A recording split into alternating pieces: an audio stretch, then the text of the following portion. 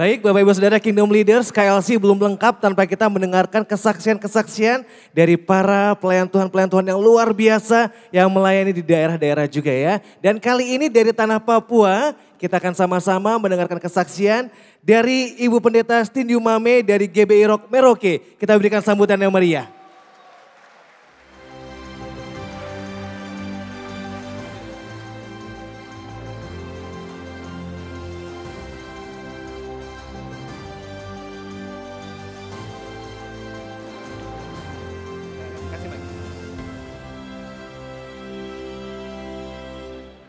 Baik Mama Stin, tadi kita sudah ngobrol-ngobrol dan saya akan bantu dalam 15 menit ke depan. Kita akan saling bicara, saling tanya jawab mengenai pelayanan dan juga pengalaman dari Mama Stin ya panggilannya ya.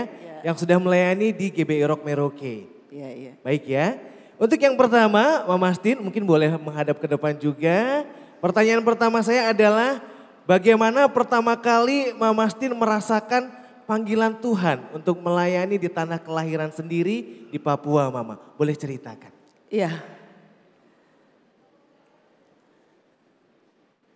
Semua kita dipanggil dan satu waktu Tuhan berbicara kepada saya itu di Bovendigul dan saya mulai respon panggilan Tuhan. Karena Papua butuh Injil.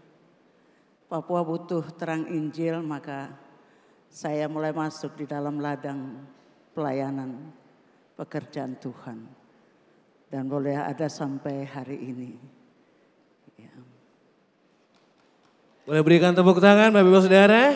Kalau boleh tahu dari usia berapa panggilan itu pertama kali hadir dalam hati Mama Stin?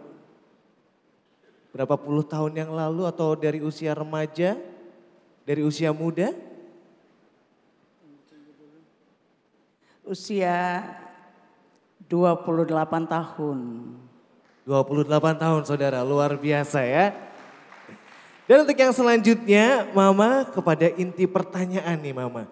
Apa tantangan dan kesulitan terbesar yang Mama pernah alami ketika memberitakan Injil di tanah Papua, daerah asal Mama sendiri? Ya, Kabupaten Merauke bahkan Provinsi Papua Selatan. Itu adalah 4 kabupaten dan di situ berdiam ada 6 suku besar dan daerah pelayanan untuk Papua Selatan itu mayoritas maaf saya bisa katakan itu Katolik dan ini yang merupakan tantangan besar kami untuk masuk karena kalau di Papua Utara atau yang sekarang kita panggil Papua itu mudah karena pelayanan sudah masuk atau Injil masuk sudah cukup lama, 50 tahun baru buka Papua Selatan.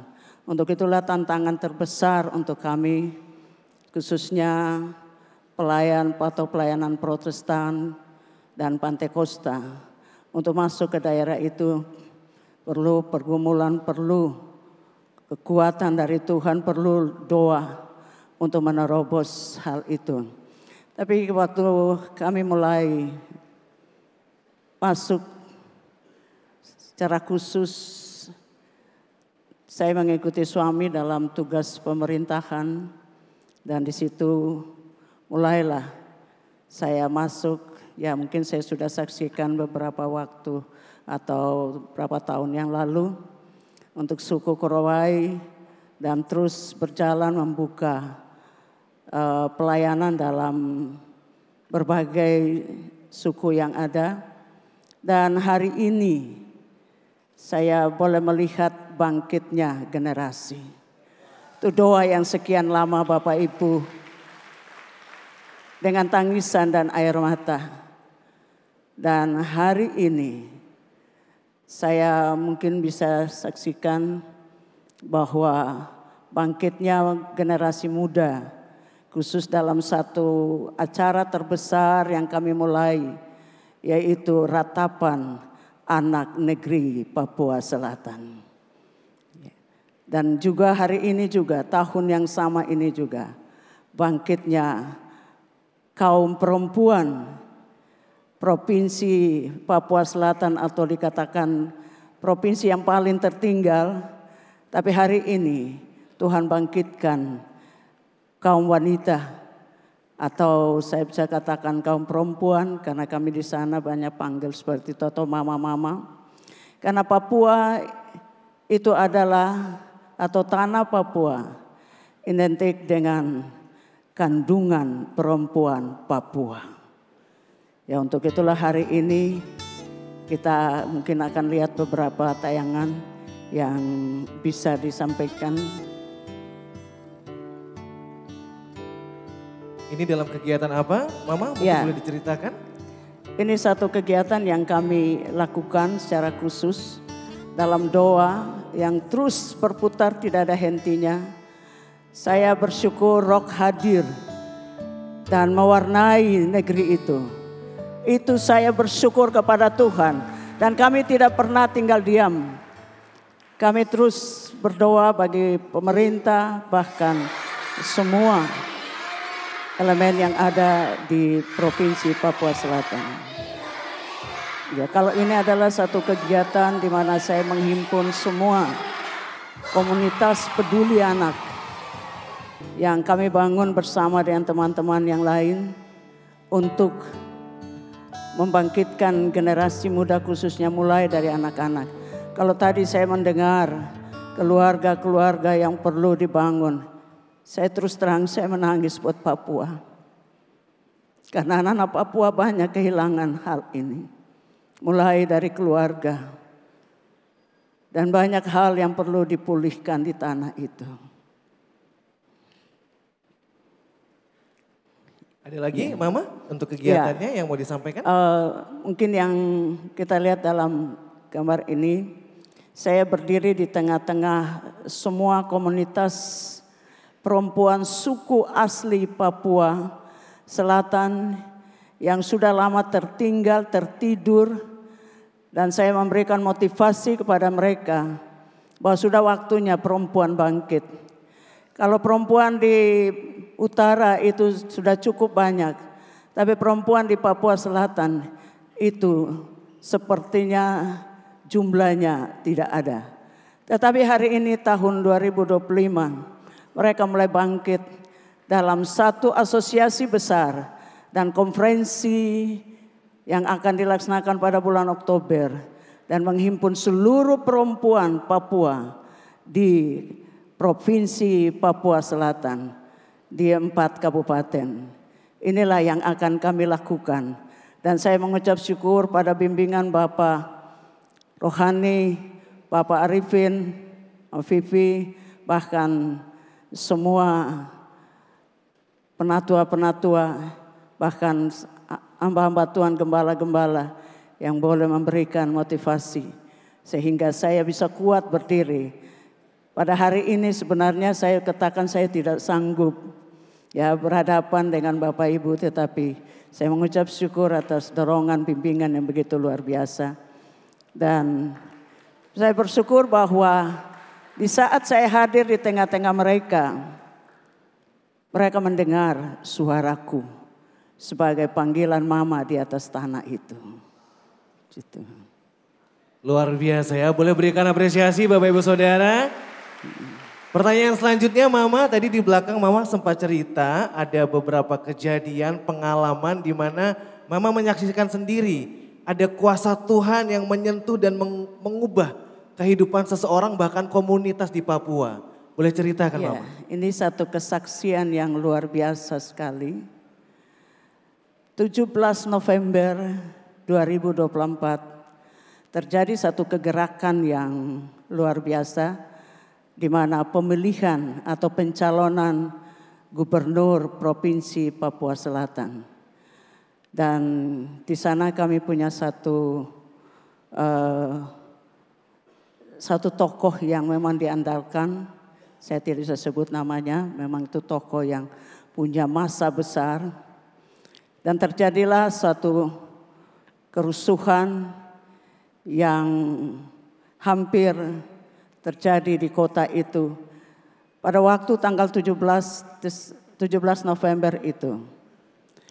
Kami 6 perempuan khususnya dalam jemaat rock, kami ambil waktu secara khusus berlutut untuk hal ini. Dan Tuhan menggerakkan kami untuk mengambil alih kota itu. Saya boleh saksikan ini suatu yang sangat-sangat luar biasa. Kami bergerak mulai dari gereja, kami meninggalkan gereja. Dan kami menuju ke KPU Provinsi Papua Selatan, di mana massa sudah mulai bergerak untuk kota dan untuk KPU. Waktu kami sampai di situ, Ketua KPU berkata, saya sudah tidak ada apa-apa lagi, saya butuh Tuhan hari ini. Dan kami mulai berlutut di ruangannya.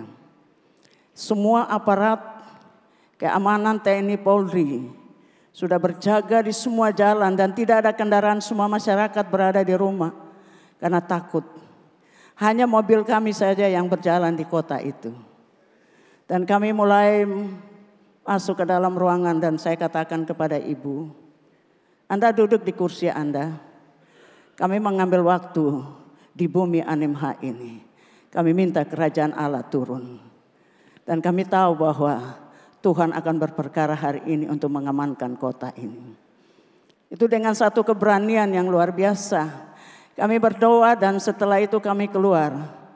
Dan mulai kami berjalan ke KPU, Kabupaten, Bawaslu, Provinsi, Bawaslu, Kabupaten. Dan saya tanya kepada mereka, Anda butuh Tuhan untuk kota ini atau tidak?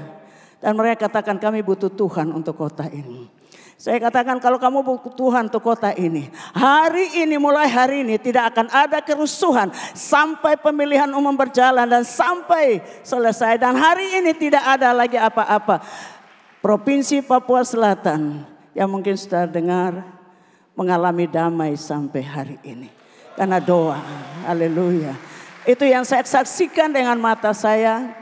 Dan sampai hari ini pemerintah pun mengakui, saya mengucap syukur berterima kasih. Gebeirok hadir punya dampak besar bagi kota itu. Ya, puji Tuhan. Ini satu kesaksian yang luar biasa yang saya alami secara pribadi. Dan saya melihat kuasa Tuhan turun dan diakui oleh semua pemerintahan yang ada. Sampai Bapak Gubernur pun mengakui semua itu. Tuhan. Luar biasa. Sebagai penutup, Mama boleh berikan ajakan kepada semua Kingdom Leaders dari seluruh dunia Rock International Ministry untuk tetap mendukung pelayanan di Papua. Silakan Mama. Ini harapan saya untuk semua keluarga besar GBI Rock. Saya minta arahkan pandangan mata kita ke Papua. Papua butuh suara, Papua butuh belas kasihan, Papua butuh uluran tangan. Karena saya tahu ini waktunya Tuhan segera datang dan mulai dari Papua. Ya, saya masih ingat dengan jelas Bapak Arifin berkata di Hotel Aston, Papua itu surga kecil yang jatuh ke bumi dengan segala kekayaannya. Untuk itu saya percaya bahwa itu kata-kata yang luar biasa. Dan memang betul sampai hari ini Papua membutuhkan kasih. Ya, itu saja pesan saya. Mari lihat kami di Papua yang penuh dengan pergumulan, tangisan, air mata. Ya biarlah Papua bisa bangun dan bangkit sama-sama dengan Bapak, Ibu, Saudara-saudari yang lain. Tuhan memberkati.